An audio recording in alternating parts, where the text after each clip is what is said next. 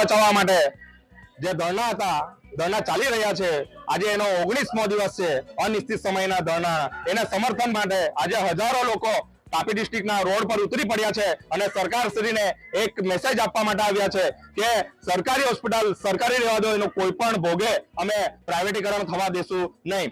આ સરકાર એક પ્રાઇવેટ કંપનીને આપીને અહીંના આદિવાસી સમાજના લોકો અને તાપી ડિસ્ટ્રિક્ટના સમસ્ત સમાજના લોકોનું અસ્તિત્વ જોખમાય એવું કામ કરી રહી છે. જે સરકારી હોસ્પિટલ જે ખાનગીકરણ માટે થવા જઈ રહી છે એ માટે અમે ધરણા પર બેઠા હતા અને સરકારશ્રીએ વાયદો કર્યો હતો કે આ સરકારી હોસ્પિટલને અમે ખાનગીકરણ નહીં થવા દઈશું અને લેખિતમાં જવાબ આપીશું. તો હજુ સુધી સરકારશ્રીએ અમને જવાબ આપ્યો નથી, કેમ કે આ હોસ્પિટલ જે અમારા જે આજીવિકા છે, અમે જો આદિવાસીઓ જે ગરીબ ને અને મુસ્લિમ સમાજ એ હરેક સંગઠનો જોડાયા છે આ રેલીમાં.